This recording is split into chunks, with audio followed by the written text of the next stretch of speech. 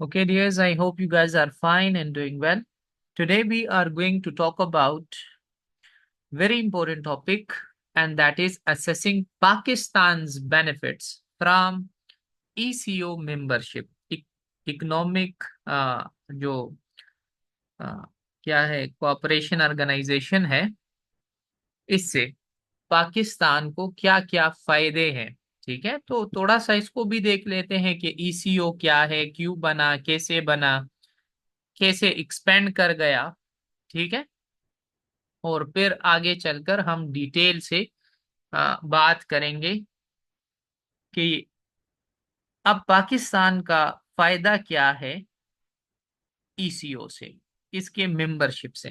ठीक है, अभी हालिया आप लोगों ने देखा कि आज हमारा एससीओ का जो इजलास था, जिसको होस्ट किया पाकिस्तान ने 2 दिन 15 और 16 को, उसका खात्मा हुआ।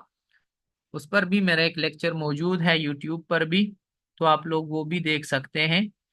ठीक है, तो ये सारे ऑर्गेनाइजेशन जो है, ये हमारी फॉरेन पॉलिसी का हिस्सा है।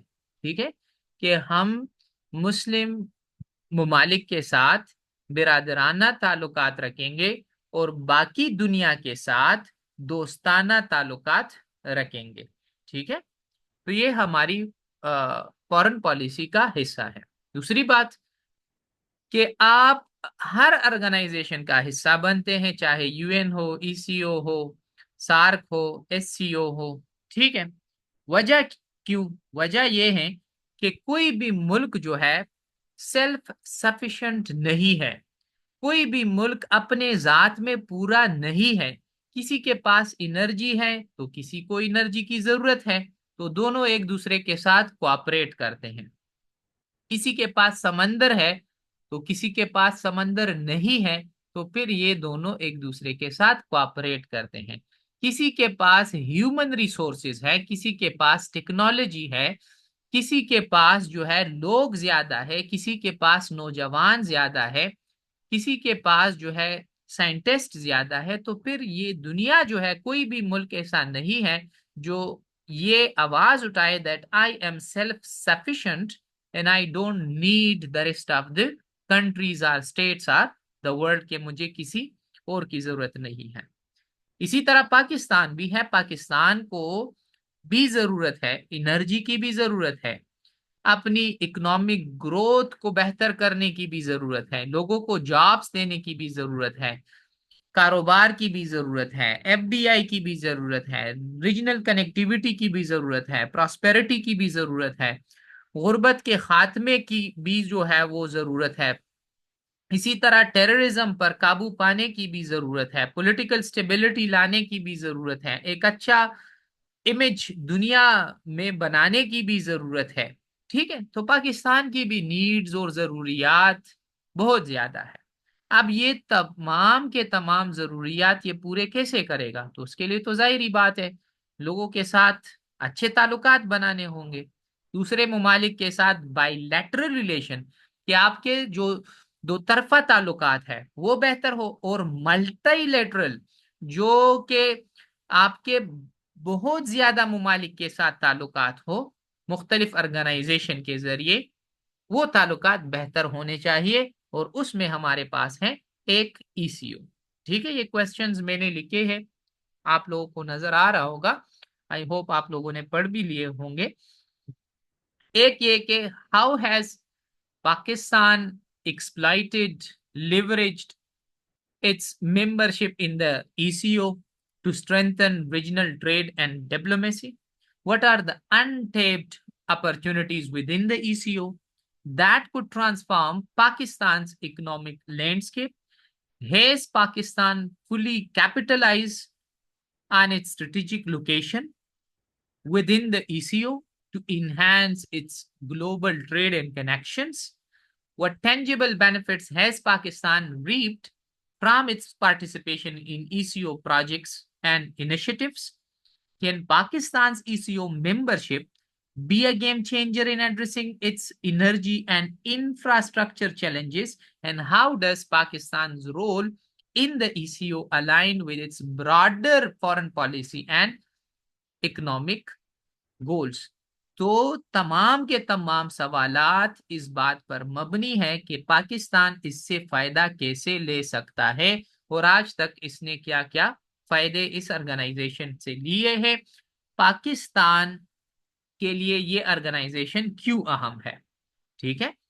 अब एक जनरल बात आप लोगों के साथ शेयर करता हूं बिल बेली की, और वो कहता है कि in unity there strength, union strength की बात है ना कि इत्तेफाक में बरकत है। तो we can move mountains when we are united. जब आप यूनाइटेड होते हैं तो आप पहाड़ को भी शिकस्त दे सकते हैं एंड इंजॉय लाइफ, और आप अपनी जिंदगी इंजॉय कर सकते हैं।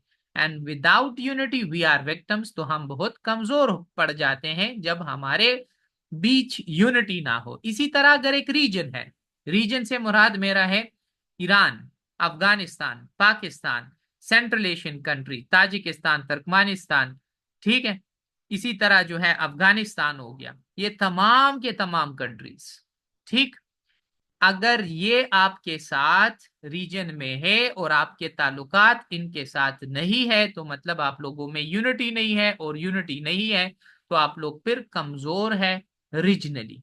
और अगर आप लोगों ने इकट्ठा रहना है, इत्तेफाक से रहना है, कोऑपरेशन के जरिए एक दूसरे को सपोर्ट देना है, तब आपका रीजन जो है कामयाब रीजन कहलाएगा और बेहतर होगा, और कोई सर उठाकर आपकी तरफ नहीं देख पाएगा। और उसकी मिसाल यूरोपियन यूनियन है। ठीक है, कि यूरोपियन यूनियन एक मुल्क का नाम नहीं है बल्कि एक रीजन है, और वो लोग उन्होंने बड़ा जबरदस्त सिस्टम दिया दुनिया को, जिसकी वजह से आज यूरोप तरक्की करता जा रहा है। ठीक है, इसी के साथ आसियान ले ले, ठीक, वो एक अलग ऑर्गेनाइजेशन है और वो भी बड़ा कामयाब जा रहा है। ये हमारे पास यूनिटी इन स्ट्रेंथ की जो है मिसालें हैं कि ये लोग एक दूसरे के साथ मिलकर, इनकी इकानमी बेहतर हुई, उनका इमेज बेहतर हुआ, उनका पासपोर्ट बेहतर हुआ, लोगों की लाइफ बेहतर हुई, HDI ह्यूमन डेवलपमेंट इंडेक्स जो है वो बेहतर हुआ, जिंदगी का जो स्टैंडर्ड है, लाइफ स्टैंडर्ड, वो बेहतर हुआ, एजुकेशन बेहतर हुआ, पॉलिटिक्स बेहतर हुआ, सोशल लाइफ जो है लोगों की वो बेहतर हुई, कल्चरल इंटीग्रेशन आया और उनका कल्चरल बेहतर हुआ।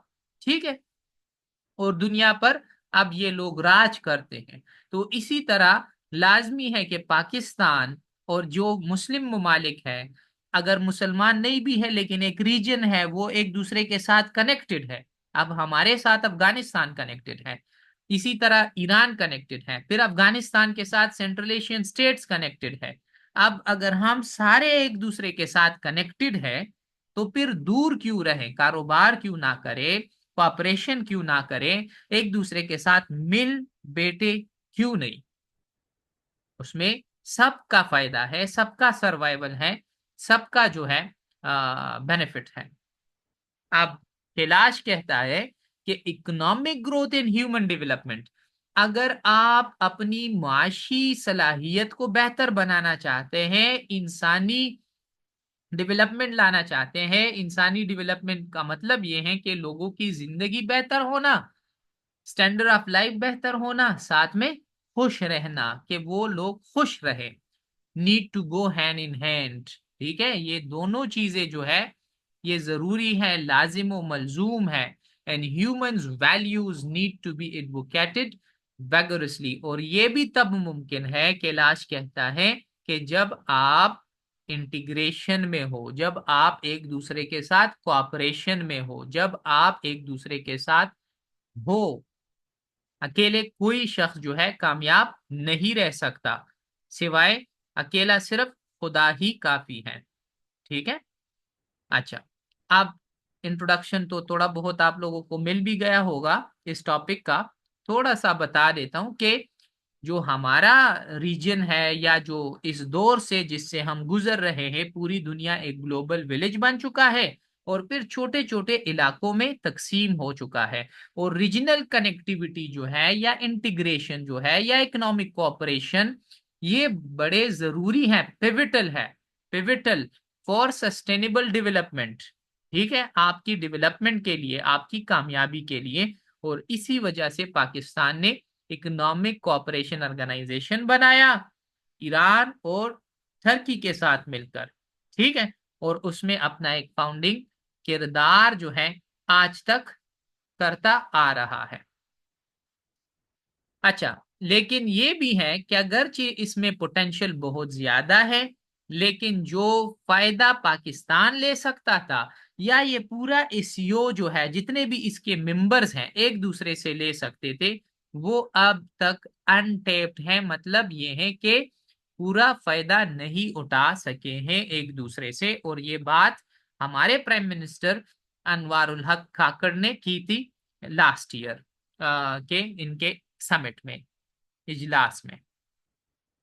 अच्छा, थोड़ा सा आगे चलते हैं कि पाकिस्तान को क्या क्या क्या फायदा हुआ है इससे। फायदा ये हुआ है कि पाकिस्तान की इकोनॉमिक ग्रोथ, रीजनल कनेक्टिविटी और स्ट्रेटेजिक इन्फ्लुएंस ये इससे बढ़ चुका है।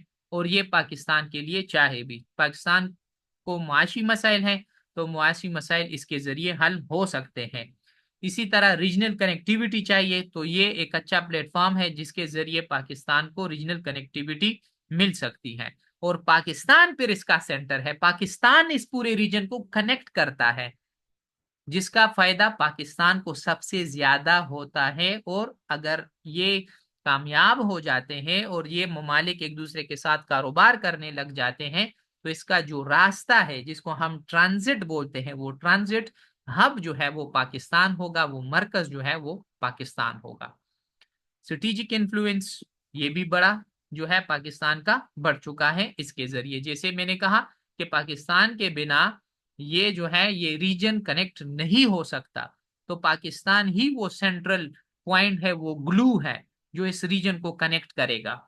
ठीक है, ये थोड़ी सी बैकग्राउंड देख लें कि ये it was founded in 1985 by Pakistan, Iran and Turkey.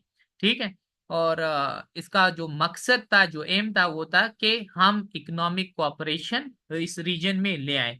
ठीक है, फिर 1992 में जब सोवियत यूनियन जो है, जो आज का रशिया है, वो डिसइंटीग्रेट हुआ, और उसके बाद जो है हमारे पास अजरबैजान, ये Kazakhstan, Kyrgyzstan, Tajikistan, Turkmenistan, Uzbekistan जो कंट्रीज हैं, ये वजूद में आए। तो फिर इन लोगों ने भी जो है ईसीओ में शमूलियत इख्तियार की, और अब इसमें टोटल 10 स्टेट शामिल हैं।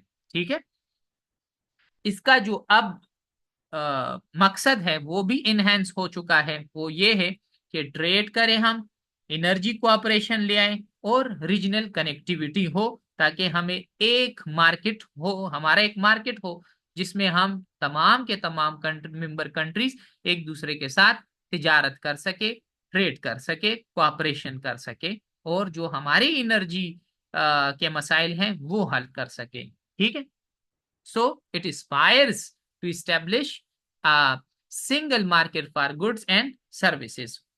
ठीक है, अब इसका फोकस क्या हो गया, अब जब आप कारोबार करते हैं तो उसके लिए तो आपको ट्रांसपोर्टेशन चाहिए, एनर्जी चाहिए, एग्रीकल्चर चाहिए, और आपको पैसा भी चाहिए, फाइनेंस भी चाहिए। ठीक है, ताकि ये जितने भी ममालिक हैं वो इंटीग्रेट कर सके और कनेक्टेड रह सके। ठीक है, और पाकिस्तान, जैसे मैंने कहा, because of its geographical location, इसकी जो लोकेशन है, वो जो जगह है जिधर पाकिस्तान वाक़या है, वो बड़ा अहम है सेंट्रल एशिया के लिए। आप लोगों को एक टर्म बता देता हूं, उसको हम कहते हैं land locked countries. Land lock countries वो कंट्रीज होते हैं जिनके पास अपना समंदर मौजूद नहीं होता, ताकि वो समंदर दूसरे ममालिक के साथ इसको कनेक्ट करे, कारोबार कर सके। और उसमें हमारे पास अफगानिस्तान है, सेंट्रल एशिया के ममालिक है, Kazakhstan, Kyrgyzstan, Tajikistan, Turkmenistan, Uzbekistan, ये ऐसे ममालिक हैं जिनके पास अपना समंदर नहीं है। तो इनको क्या चाहिए, बाकी दुनिया से ये समंदर के रास्ते कट ऑफ है। अब इनको चाहिए एक रास्ता कि ये दुनिया के साथ मिले और उनके साथ तिजारत कर सके बेटे। तो ये कैसे मुमकिन होगा, फिर ये ब्रिज जो है, ये जो पुल है, वो फिर पाकिस्तान प्रोवाइड करता है, ये लिंक पाकिस्तान प्रोवाइड करता है। तो इस लिहाज से अगर देखा जाए तो पाकिस्तान जो है बड़ा अहम मुल्क है। अच्छा, पाकिस्तान का एक अहम किरदार है, ठीक है, इसमें। और पिछले साल जो समिट हुआ था, अनवारुल हक काकड़ साहब ने उसको कहा था कि जनाब, ये जो रीजन है हमारा, ये बड़ा रिच है इन नेचुरल रिसोर्सेज, बहुत ज्यादा यहाँ पर वसाइल मौजूद हैं। जियोग्राफिकल कंटिग्विटी है, मतलब जियोग्राफिकली हम एक दूसरे के साथ कनेक्टेड है, इवन बॉर्डर्स तक हमारे एक दूसरे के साथ कनेक्टेड है। इसकी मिसाल अफगानिस्तान पाकिस्तान ले ले, ईरान और पाकिस्तान ले ले, ये एक साथ कनेक्टेड है। इसी तरह अफगानिस्तान कनेक्टेड है विद सेंट्रल एशियन स्टेट्स। तो अगर देखा जाए तो यहाँ पर जियोग्राफिकल कंटिग्विटी भी है। इंटरप्राइजिंग पीपल है, हमारा कल्चर भी तकरीबन तकरीबन सेम है। और इंटरप्राइजिंग पीपल मतलब ये इनके यहाँ के लोग बड़े बहुत ज्यादा क्या है, इनोवेटिव है, क्रिएटिव है।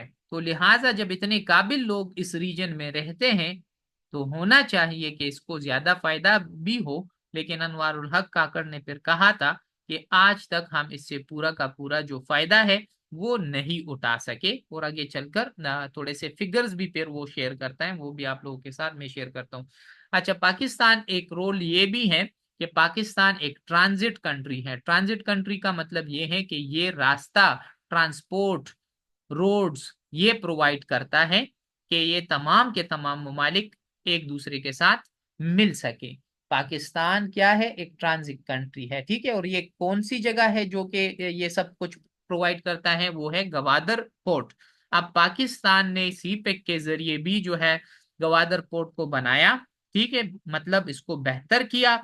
और अब ये सी पैक जो है उसके जरिए ये पोर्ट बनाकर अब हम एक ट्रांजिट कंट्री बन चुके हैं, जो कि पाकिस्तान को सेंट्रल एशिया के साथ कनेक्ट करता है। इसी तरह सेंट्रल एशिया पाकिस्तान के जरिए बाकी दुनिया के साथ ट्रेड कर सकता है और उसको कनेक्ट करता है। इसी तरह बाकी दुनिया अगर सेंट्रल एशियन मार्केट्स को जाना चाहे तो वो भी पाकिस्तान के रास्ते जाएगा। जिसका मतलब ये है कि पाकिस्तान एक ट्रांजिट कंट्री है और पाकिस्तान इससे अच्छा खासा कमाई कर सकता है, जो फीस है वो लेकर, ठीक है। जाहिर बात है, अगर सेंट्रल एशियन कंट्रीज आपका रास्ता इस्तेमाल करके किसी के साथ तिजारत करते हैं तो आपको अपना टैक्स देगा। अगर वो ममालिक आपका रास्ता इस्तेमाल करके इनके साथ जाएंगे तो टैक्स देंगे, फीस देंगे, जिसका फायदा आपके मुल्क को होगा। और इसको हम कहते हैं रेवेन्यू इन फीस। ये पाकिस्तान के साथ जो है ये तमाम के तमाम बेनिफिट्स हैं जो पाकिस्तान को मिले हैं। अब आगे चलते हैं कि benefits of Pakistan membership in USO. तो एक तो ये है कि हमारा ट्रेड और इकोनॉमिक इंटीग्रेशन इससे बढ़ गया है, ठीक है। हमारे जो है फ्री ट्रेड एग्रीमेंट्स अफगानिस्तान के साथ भी हुए हैं, फ्री ट्रेड एग्रीमेंट्स ईरान के साथ भी हुए हैं, और टर्की के साथ भी फ्री ट्रेड एग्रीमेंट्स हुए हैं। और अगर ये कामयाब हो जाते हैं तो बिजनेसमैन के लिए तो ये बड़ा खुशाइन बात है कि फिर ये लोग एक दूसरे के साथ ज्यादा से ज्यादा कारोबार कर सकते हैं। इसी तरह हमें सेंट्रल एशिया एशियन मार्केट की भी जरूरत है, जो कि ईसीओ के जरिए मिल जाता है, और मिडल ईस्ट की भी जरूरत है जो कि इसके जरिए हमें मिल जाता है।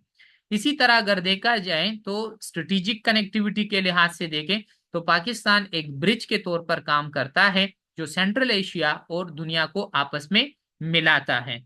तो इस लिहाज से पाकिस्तान अपना जो है बहुत ज्यादा रेवेन्यू जनरेट कर सकता है। और पाकिस्तान को चूंकि एनर्जी के मसाइल है, एनर्जी तो जैसे पेट्रोल वगैरह हो गया आपके मुल्क के पास नहीं है, गैस आपके मुल्क के पास इतना नहीं है, तो फिर हमारे जो है एनर्जी पाइपलाइंस और इलेक्ट्रिसिटी ग्रिड्स वगैरह के मुआहदे इन ममालिक के साथ हो चुके हैं, और हमें इनसे एनर्जी के जो इनसफिशिएंसी है वो यहाँ से पूरी होती है। तो ये भी पाकिस्तान को फायदा है। इसी तरह डिप्लोमेटिक इन्फ्लुएंस, अब पाकिस्तान को मुख्तलिफ इश्यूज हैं जैसे कि कश्मीर का इशू खास तौर पर, और उसको उजागर करना है, तो ये कैसे करेगा, या इंडिया को काउंटर कैसे करेगा, या बाकी ममालिक को काउंटर कैसे करेगा, या उसको काउंटर बैलेंस कैसे करेगा। तो फिर जो है ये एक प्लेटफॉर्म पाकिस्तान के साथ मौजूद है, जिसके जरिए वो अपनी डिप्लोमेसी जो है आगे बढ़ा सकता है। I hope you are getting all these points. अब थोड़ा सा आगे चलते हैं, चैलेंजेस देखते हैं कि ये ऑर्गेनाइजेशन जो है इसको किन मुश्किलात का सामना है।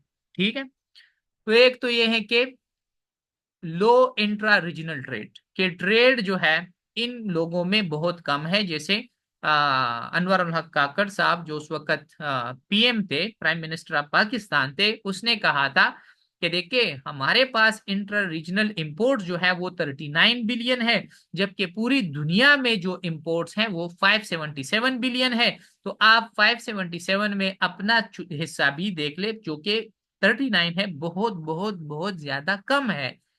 हमारे पास पोटेंशियल बहुत ज्यादा है, एक्चुअल ट्रेड का जो पोटेंशियल है बहुत ज्यादा है, लेकिन हम ट्रेड बहुत कम कर रहे हैं। इसी तरह अगर देखा जाए तो हमारा एक्सपोर्ट जो है तमाम ममालिक का वो 46 बिलियन है, और बाकी दुनिया का वो 459 बिलियन है। तो इस लिहाज से भी अगर देखा जाए तो बाकी दुनिया के लिहाज से हमारा एक्सपोर्ट्स या इंपोर्ट्स और एक्सपोर्ट्स दोनों को मिला दे तो बहुत ज्यादा कम है। अब इसके लिए क्या जरूरी है कि हम फ्री ट्रेड एग्रीमेंट्स करें, नन टेरिफ बैरियर्स, जितने भी टेरिफ या टैक्स वगैरह है उसको कम करें, वीक इंफ्रास्ट्रक्चर हमारा मसला है उसको ठीक करें, सड़कें बनाएं, ठीक है, रास्ते खोलें, और कनेक्टिविटी पर काम करें। यहाँ पर एक मसला इंफ्रास्ट्रक्चर डिफिसिट्स हैं। अब पाकिस्तान में भी अगर देखा जाए तो पाकिस्तान में भी सड़कें बनानी चाहिए, हॉस्पिटल्स बनाने चाहिए, होटल्स बनाने चाहिए, रेस्टोरेंट्स बनाने चाहिए। चूंकि ये एक ट्रांजिट हब बन चुका है, तो अब पाकिस्तान को अपना इंफ्रास्ट्रक्चर अच्छे रेलवेज या जो ट्रेन वगैरह का जो निज़ाम है वो अच्छा करना चाहिए। ट्रांसपोर्टेशन सिस्टम जो इसका है वो बेहतरीन से बेहतर होना चाहिए। एनर्जी नेटवर्क्स हो, जितनी भी चीजें हैं जो इंफ्रास्ट्रक्चर में आते हैं उसको बेहतर बनाएं। बाकी ईसीओ ममालिक भी करें, ताकि ये लोग इन मसाइल से निकले, अपनी खामियों को अपनी स्ट्रेंथ में जो है चेंज करें। इसके साथ इकोनॉमिक डिस्पैरिटी पर जो है काम करें। यहाँ पर कुछ ममालिक जैसे ईरान और टर्की हो गया, वो तो अमीर है, उनके पास तो वैसे भी अपना जो है तेल वगैरह मौजूद है, लेकिन बाकी ममालिक गरीब हैं, जिसकी वजह से ये ऑर्गेनाइजेशन इतना कामयाब नहीं हो सका, और इतना जो है दुनिया इसको अहमियत नहीं देती। पॉलिटिकल इंस्टेबिलिटी चाहे अफगानिस्तान में हो, ईरान में आप लोग देख सकते हैं कि इवन उसका जो है इसराइल के साथ जंग जारी है, प्रॉक्सी वार में इन्वॉल्व है, और एक दो दफा तो एक दूसरे पर इन लोगों ने डायरेक्ट अटैक्स भी कर लिए। ठीक है, इसी के साथ अगर देखा जाए तो ईसीओ के बाकी मेंबर्स इवन इंक्लूडिंग पाकिस्तान, तो यहाँ पर पॉलिटिकल इंस्टेबिलिटी मौजूद है। अब पाकिस्तान के लिए जो है opportunities for Pakistan through eco ये क्या क्या है, तो एक opportunity enhancing trade relation, Pakistan इन तमाम ममालिक के साथ ट्रेड बढ़ा सकता है।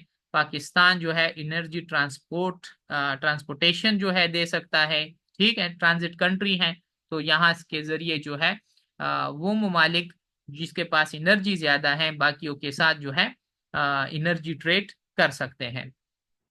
इसके अलावा स्ट्रेंथनिंग डिप्लोमेटिक इन्फ्लुएंस, अभी आप लोगों को बता दिया कि इसके जरिए जो है पाकिस्तान। अच्छा जी, क्वेश्चन जितने भी हैं अभी आप लोगों के क्वेश्चन आंसर करता हूँ, ठीक है, बस एक दो मिनट में लेक्चर को वाइंड अप करते हैं। स्ट्रेंथनिंग पाकिस्तान डिप्लोमेटिक इन्फ्लुएंस, तो जाहिर बात है ये एक बहुत बड़ा प्लेटफॉर्म है, पाकिस्तान इसके जरिए अपनी डिप्लोमेसी जो है बढ़ा सकता है। इसके लिए रिकमेंडेशन क्या है, एक तो ये है कि अपना इंफ्रास्ट्रक्चर डेवलपमेंट बेहतर करें,